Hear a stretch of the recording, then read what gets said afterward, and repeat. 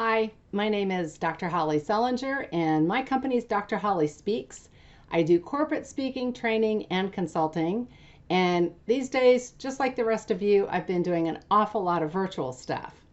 So, a good friend of mine asked if I would be willing to talk to all of you about becoming successful in a virtual trade show environment. So, that's what today is all about. So we're going to talk about the 5 things that you need to do to be successful in a virtual trade show environment. And again, I'm Dr. Holly. If you have any questions after this, you can reach out to me. My email is drhollyspeaks@gmail.com. I have a website, drhollyspeaks.com, and I have a phone number up there that you can use as well. So the first thing, step number 1, make sure that you dress like you would for an in-person event. When I do my virtual trainings, speakings, and consultings, I try to wear a blazer. Now, what you don't know is that I have on workout pants at the bottom, but I'm not going to be standing up, so you don't ever know. But you want to make sure that you look just like you would if you were going in person. So you want to be clean, you want to be neat, and you want to have work-ready clothing. Now, this might be a little bit much for some of you. So, just a button-down shirt or a collared shirt or just having something that's neat, not too low cut, not too high. Just make sure it's something that you would think an employer would approve of, and you're on your way. Another thing you want to do is you want to show a great virtual presence. So I worked long and hard to make my office look acceptable to anybody who might see me in it. I cleaned it up, and I have my camera so that it points at an angle that makes me look like a real person. The one thing that we do not want to do is we do not want to look like we're up against a white wall and the Gestapo is interrogating us.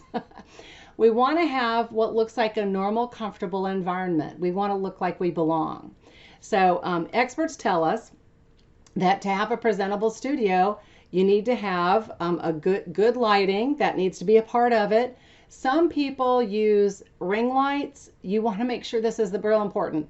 Don't have yourself backlit because your face will be very dark. And don't have yourself lit from the top because you'll have Halloween faces. You'll have big shadows. So you want to have good indirect lighting, natural lighting if at all possible. Face a window. Have light coming in from the sides. Again, not from the back. Not too much from the direct front.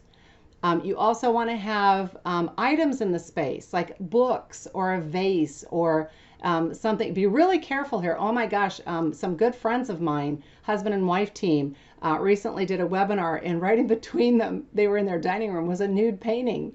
And nobody was looking at them. Everybody was looking at the painting. So don't do anything silly like that.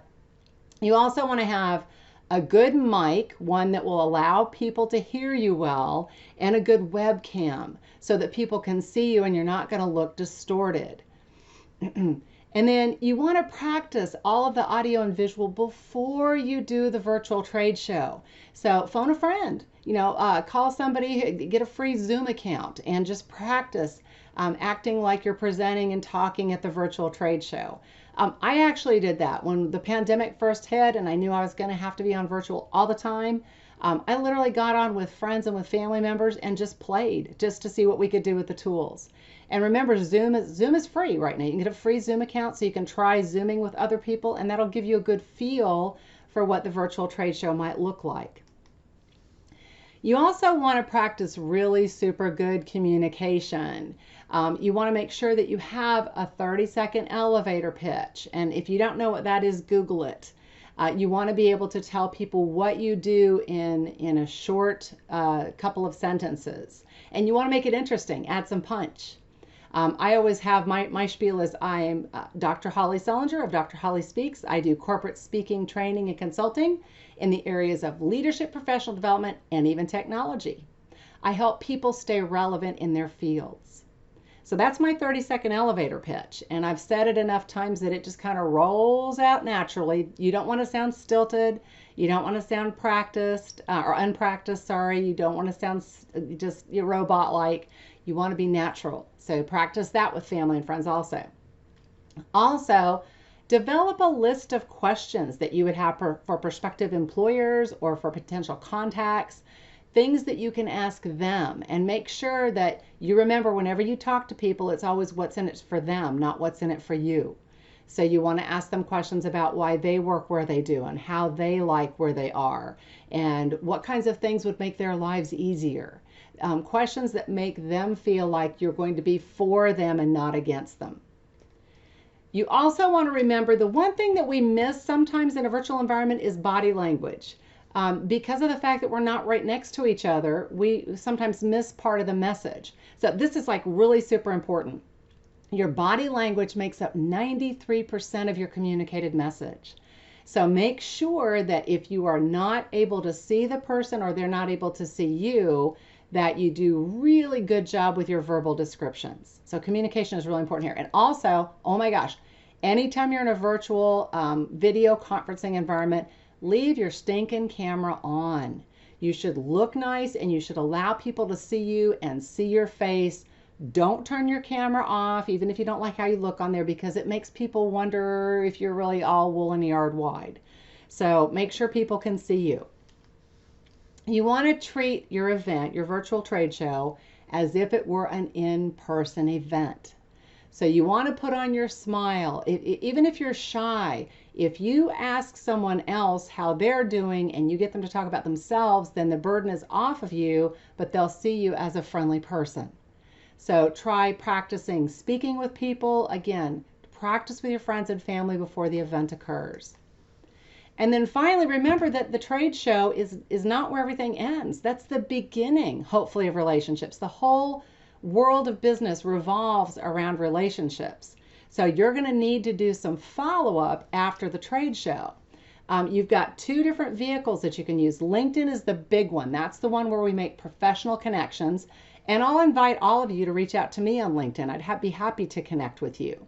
But on LinkedIn, make sure that you're always willing to make connections for people. If an employer says, I'd be interested in talking to you, and you also mentioned you had a friend that might could do this, like to talk to them as well, make the introduction. Be a connector. You also want to, if you've had a really good experience talking with that representative of that employer or that contact, give them a recommendation, give them a referral via LinkedIn. Always be willing to give to others first, because that makes you look like the big person and the connector and the player. And then be a giver and a connector, always. So if they ask, do you know of anything, or do you know how, or yes, absolutely, and follow up with that information. You also have to remember that you have social media presence, and social media is absolutely huge after the virtual trade show. You don't know who's going to go out and look for you. So a rule of thumb that I use for me is my social media across the board, whether it's my Instagram account or my Facebook or my LinkedIn or my Snapchat, wherever I'm at, I keep a professional appearance. So I don't put pictures that would ever come back to haunt me in any of those locations. And you can use it to be real, be yourself, but be your presentable self. You want to always be professional, whatever that looks like for you and wherever you are in your life. You want to always lift each other up as well. So anytime that you can put out positives, that you can put in a plug for someone, that you can be a giver via social media, that's going to be a bonus, and it's going to make you look like a really good team player.